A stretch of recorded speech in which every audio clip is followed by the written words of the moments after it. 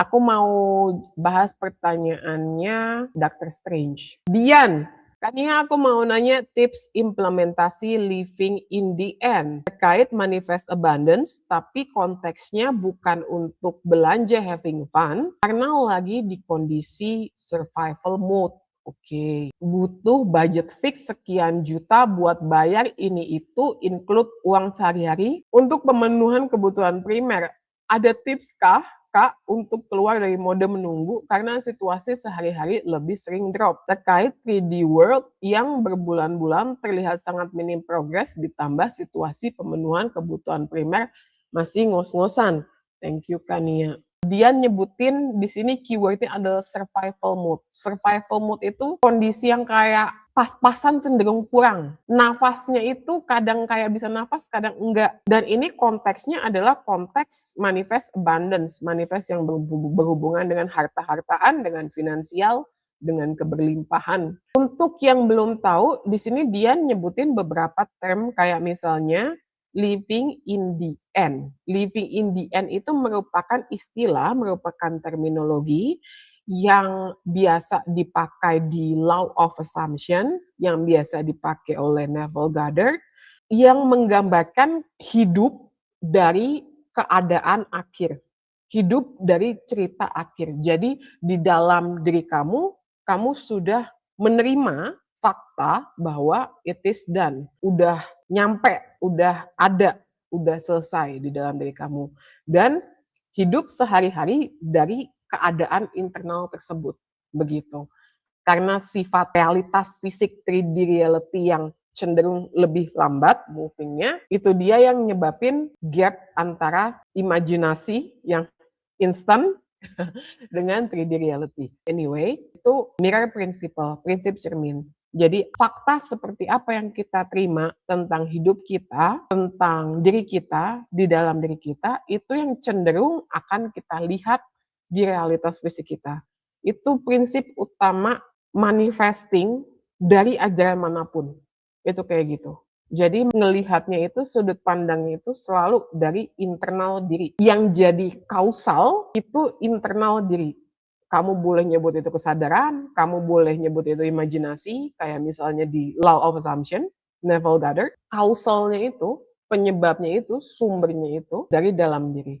Yang pertama, Dian, I'm sorry, kamu mungkin sedang mengalami banget ya keadaan ini ya. Itu keadaan yang gak enak banget. Tiap hari berasa kayak was terus gitu. Itu nggak enak banget. It sucks big time.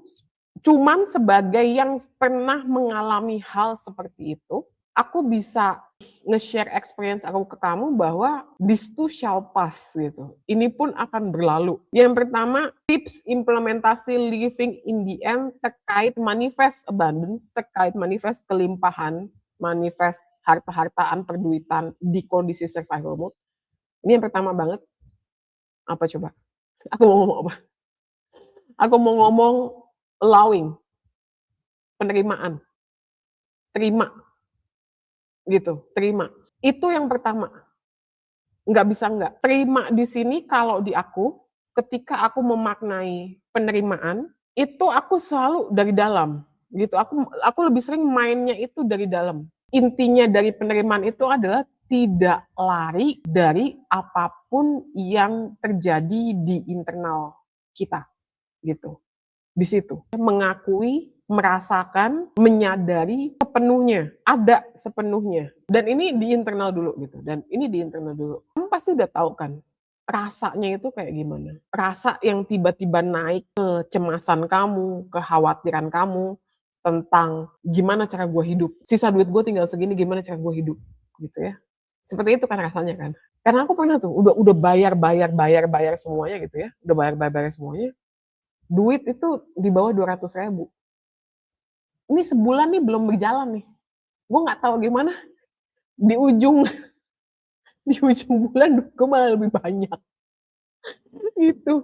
Aduh, aku pernah ada di posisi kamu banget gitu. Jadi aku tahu nggak enaknya ketika kecemasannya itu naik, sementara kamu tetap harus beraktivitas, kamu tetap harus bekerja, kamu harus tetap melakukan suatu action. Itu aku tahu rasanya. Dan ketika rasa yang nggak enak itu muncul, yang paling penting untuk kamu lakukan di sana adalah kamu nggak lari. Setiap kecemasan yang muncul, itu nggak lari. Setiap kecemasan yang muncul itu nggak lari. Jadi, yang pertama selalu penerimaan.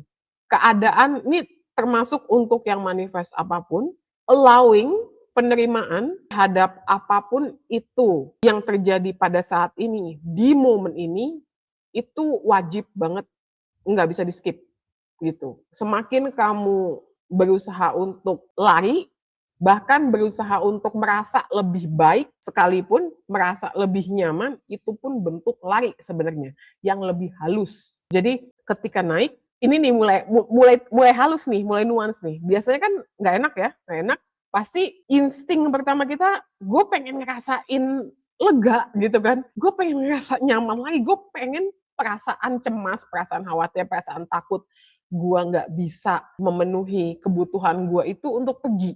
Gitu kan. Nah, waktu dulu di awal-awal aku sering banget ngebantu buat sadar itu dengan cara aku ngucap secara audible ke diri aku sendiri.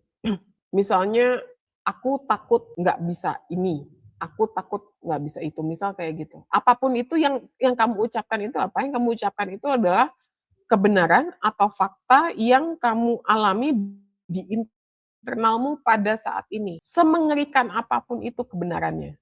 Semengerikan dalam tanda kutip apapun itu kebenarannya. Itu yang kamu ucapkan. Dan kalau misalnya itu benar-benar pas, benar-benar hit to the point banget, itu biasanya pada momen itu langsung kelegaannya itu langsung terjadi.